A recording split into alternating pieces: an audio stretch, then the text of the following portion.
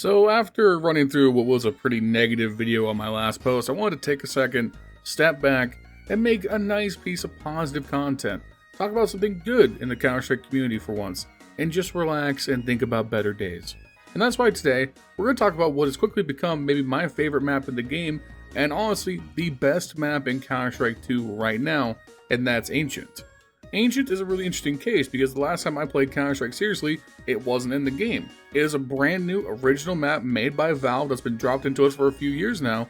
And here's the thing, right? Counter-Strike players are really bad at adapting to change. We like things to stay the same. We don't want sudden shifts and have to adapt to something brand new. So when you give us a new map and you force us to play it, the initial response isn't going to be very positive because people are going to be hesitant to try and move into something they're not familiar with.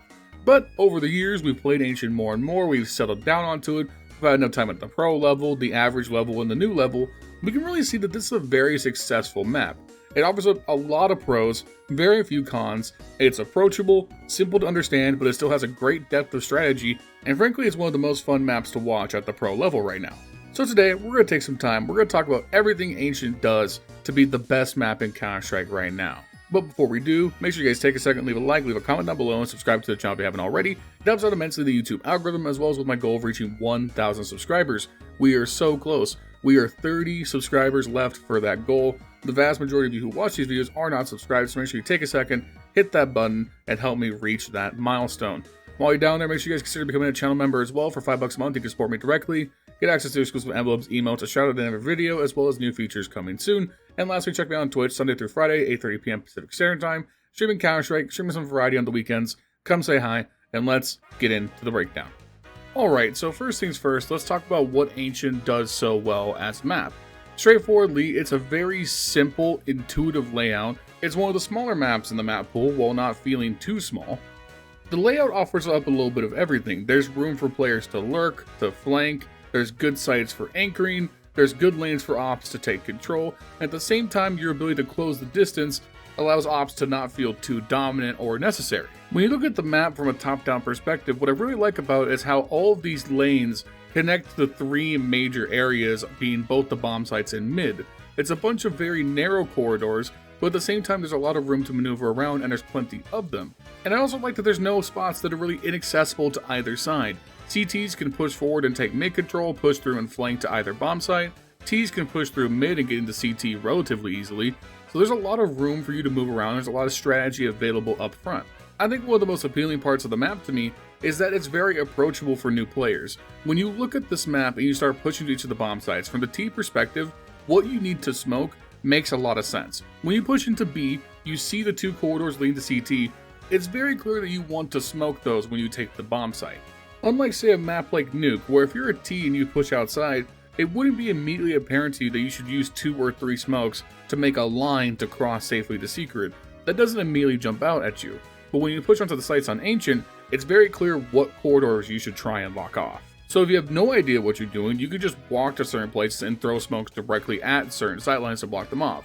But as you get better, obviously there's a lot of great lineups, there's a lot of great ways to explore the map creatively once you take the time to learn them. So there's more depth the better you get at it. And then when you get to the pro level, there's so many unique strategies for playing on the map. Different teams like to take different approaches, whether it be very aggressive mid control, pushing through the B caves, or pushing through A long. There's tons of different ways to approach playing the map, both on the CT and T side, that there's a very broad and open meta to how the map gets played. Now that we've painted some broad strokes about what I think the map does well, I want to take a look about how you should be approaching the map if you're new to the game and you haven't played it before. 100% the easier bomb site to play around is the B side if you're on T side. Unlike the A site, you don't have to split through mid to be able to attack from 2 different pathways. You can go through the caves and split into B site very easily. So what I would do if I was on T side and I was just playing Ancient for the first time, is as I was pushing B, I would get up towards the double doors outside of T spawn.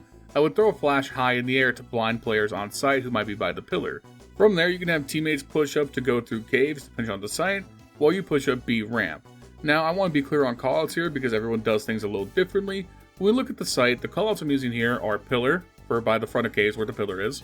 And then for the CT side, people tend to call this square, and then usually the left side would be short, the right side would be long, from the B ramp perspective. Also, sometimes long is called stairs. Everybody has their own callouts. These are just some of them that you can use as well.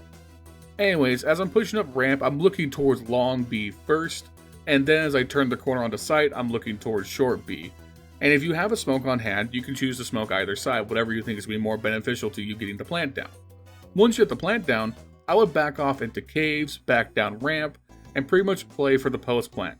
What you want to do here is not push too far into CT unless you have flashes and team support to do so. Let the CTs come to you because the bomb site is very open and exposed, and if they try to defuse, they're exposed to many different angles.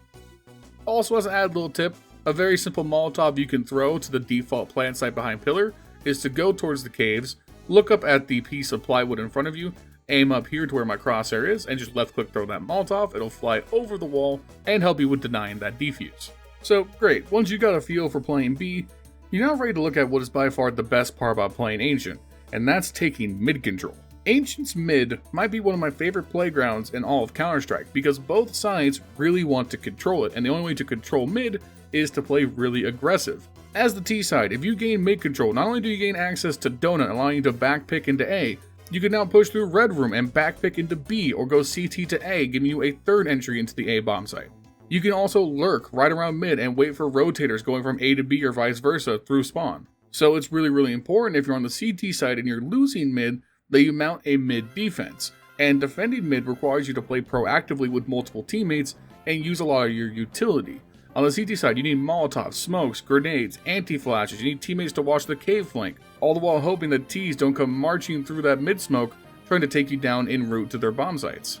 It's not like Mirage where you can play mid passively with an op or hold back in connector and let Ts take some map control. No. Losing mid in Ancient is a great way to lose a lot of rounds. And that interplay of timely aggression is what makes the highest level of play on Ancient so interesting to watch. Once you get really familiar with the map or you go watch pros play it, you'll notice that CTs really like to play for aggressive map control, and if you do it right, it absolutely blows open the map. It's very common at the pro level to see teams play very strongly towards the B side, pushing through caves to try and lock off the T's ability to split in the mid. If you can take that control around Jaguar and the entrance to caves, you suddenly make it very hard for the T's to operate. You hem them in and force them to full rotate off or try and contest you and take a very heated battle into B. So with all this in mind, just how popular is Ancient at the pro level? Well, right now for the entire lifetime of CS2, Ancient is the most played map in pro tournaments. And it's by a significant margin too. Almost 400 more maps of Ancient have been played than the next two, Mirage and Anubis. So that's quite a disparity. It's clearly one of those maps that everybody wants to be able to play and very few would ever consider banning it out because it should be a map that every team can play. It's just that straightforward and simple as we've established. To wrap things up, I thought it'd be fun to take a look at some examples from a recent pro match on Ancient. So we're going back to IM Chengdu here to the semifinals between Mouz and G2, where they played an incredible game on Ancient, and we're going to be focusing on a couple of rounds towards the middle of the game. We find ourselves on round 19, Mouz Sports on a save on the CT side, trying to fend off an impending G2 match point. Meanwhile, G2 trying to get towards securing a potential map 3 here, so it's a very important round. The round is going to start, and G2 are going to have a classic sloppy round. What's going to happen here is HooXi is for whatever reason going to charge headfirst into A site alone with a Mag-10, walk straight into the loving arms of the waiting Mouz Sports players, giving Jimfat a free pick. Meanwhile, Nico, Nexa, and the boys, they say, okay, that's fine, I guess what we're going to do instead is just push B raw, no smokes, no flashes, no nades, walk straight into a B stack, Bro's going to pick up a double with a 5-7, and suddenly it's a 5v2 in the space of 20 seconds into the round. Monacy and Hunter are going to try their best to keep this round alive here. Hunter in the caves looking for a big flank. The smoke cave inadvertently is going to give him the opportunity to try and sneak out onto the site. He's going to push through it, find Jimfat, turn around, get the kill on Torres who's low, and pick up the great triple onto Brolin in the corner, and suddenly it's a 2v1 back into G2's favor. Hunter is going to lose the trade desertion, and now it's down to a 1v1. Monacy with the op in hand, playing out of his mind this tournament. Zertian is going to take his time here. Things are going to slow down. He's going to go for the around the world rotate, giving the bomb set up to Monacy, who can't safely take it yet because he knows he has to check 1,000 corners with that op out. Monacy is going to take his time, slowly clear the site. He's going to smoke right side long B. Meanwhile, again, Zertian all the way around the world, through A, through Donut, to mid. Make sure there's no potential of Monacy going A with the bomb. Monacy hasn't even gone out to get the bomb yet. 30 seconds left on the clock. Looks like Monacy is going to lock it into the B take here. Zertian on the back pick into the caves now, getting ready to get that flank off to see if he can find the miracle round win against Monacy. However, things are not going to work out for Xerxes in the long run. If you watch this round live, you know the crowd kind of went crazy here, gave Mouz the intel. Mouz creates the great op shot, hits him with the "Are you not entertained?" Gets the match point. What a clutch. Jumping back in time a little bit, we're going to head over to round 11, where we're going to see Mouz Sports navigate the T side of Ancient here and establish why the mid control can be so important because of how it slices up the map. We're going to start the round here, and both teams are going to exchange a ton of utility to try and deny each other the mid access. Smokes, molotovs, nades, flashes. It's all going to delay Xerxes long enough so he can't take mid initially. Meanwhile, Suhi and Brolin are going to push through caves to help Xerxes get up there to the top mid control. Hunter's going to take a little bit of a peek, look for some intel. The grenade's not going to give it to him, so he's going to back up and concede that mid control to Mouz. And now Xerxes is going to park himself inside of Red Room. And if we pause here, as soon as he gets into the Red Room at 120, what we can see here on the minimap is just how much map control has been given to Mouz now that Xerxes is here. As you can see, G2 gamble stack 3 towards the B side to try and fend off the B rush. Hunter is the mid player looking for intel. Now that he's backed off, there's only one player over on the A site. And it's Nexa on an island. What's he going to be able to do here? Even if Nexa has an insane play here and gets one or both kills, it doesn't matter because any kind of rotate to come and help him is being cut off by Xerxes in mid. Meanwhile, the bomb for Mouz is dropped all the way back and spawned towards B, so if Nexa does pop off, they can always just take the bomb and go back towards the B site, baiting the rotate so the site is more open.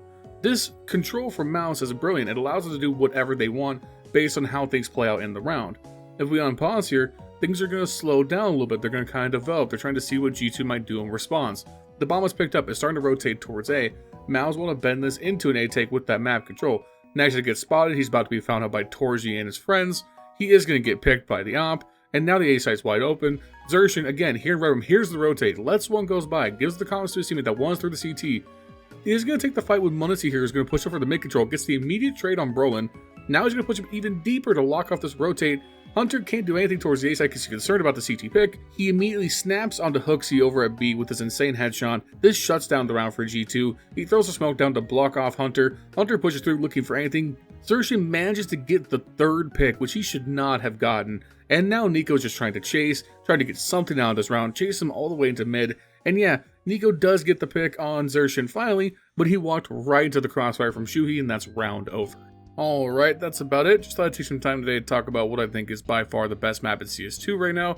Let me know how you guys are feeling about the current map pool. Obviously, a lot of discussion has been around maps like Inferno and Mirage and Vertigo and how they're failing, but there's plenty of good going on in the map pool right now. Nuke is fantastic, Anubis is really great to play. Overpass can be tolerable from time to time. Are there any maps that you guys just straight up don't play at all? Let me know in the comments down below and I'll be down there answering. Also, shout out to my channel members, Furley, Justin, and Jesse. Thank you guys so much for your constant support. The videos wouldn't happen without you. Other than that, I'll see you guys soon with another video. You have a great day. Peace.